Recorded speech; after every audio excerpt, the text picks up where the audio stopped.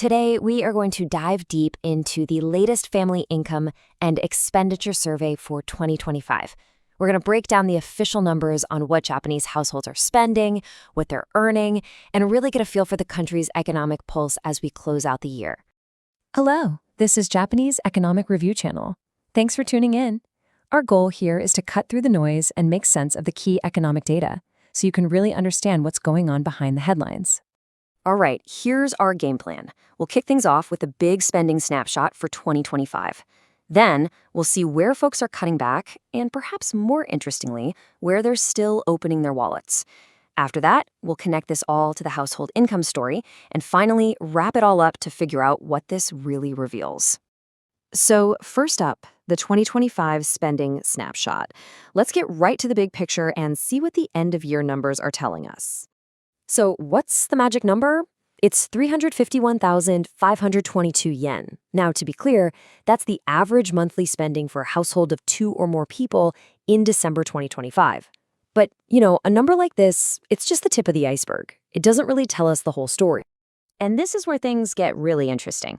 We have to look at 2 different figures, nominal and real change. Nominally, that's just the raw yen amount. Spending was down by just a tiny 0.3%. Barely a blip, right? But when you factor in inflation, which gives us the real change, spending actually dropped by 2.6%. Think of it this way. People were spending almost the same amount of money, but because prices went up, they were actually getting less stuff for it. That's the real story here. Okay, so we know that in real terms, people are spending less. The big question is, where are they cutting back? Let's take a look at the big picture on decreased spending. And thankfully, the official survey doesn't just leave us guessing. It gives us a super clear breakdown. If you look at this section from the report, it literally points to the exact items that were the biggest drag on overall spending. And this table really lays it all out for us. Look at this. The number one driver of the decrease? Automotive stuff, especially car purchases.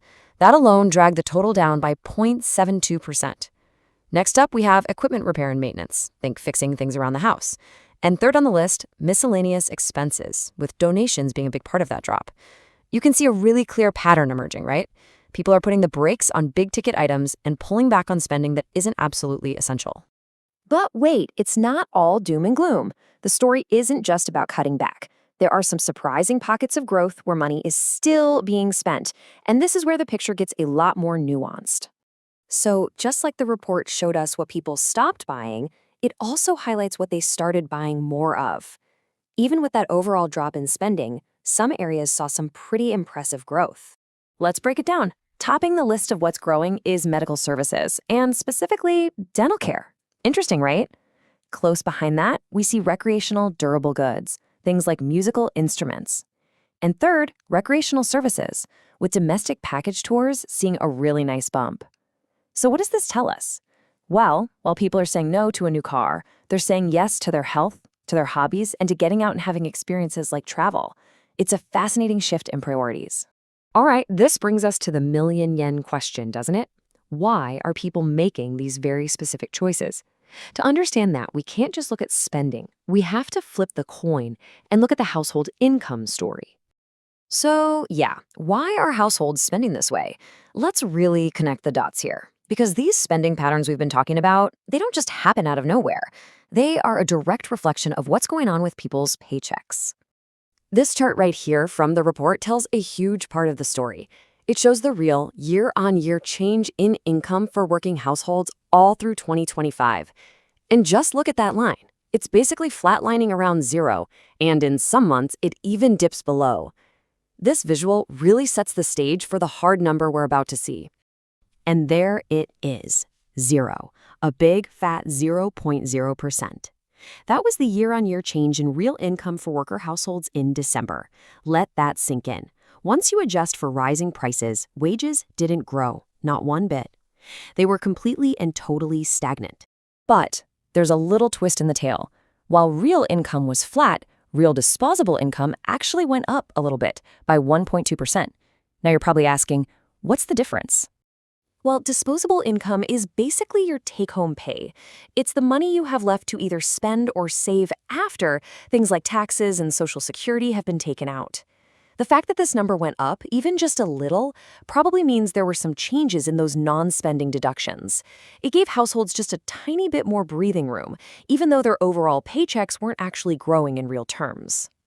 Okay, so we've looked at the spending side, we've looked at the income side, now it's time to put all the pieces of the puzzle together. What does all this reveal about the Japanese consumer? So, let's ask the big question one more time.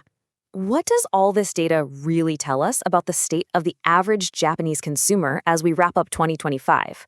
Well, here are the key takeaways. First, consumers are being really cautious with big-ticket items. They're hitting pause on buying new cars or doing major home repairs. Second, they're clearly prioritizing experiences and well-being. That money they're not spending on a car is instead going towards travel, health, and personal hobbies. And the root cause of all this? Stagnant income. That's the core pressure point. With real wages going nowhere, spending choices have become incredibly selective and value-driven.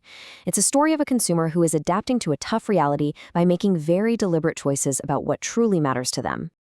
Thank you for watching the Japanese Economic Review. We look forward to having you with us again.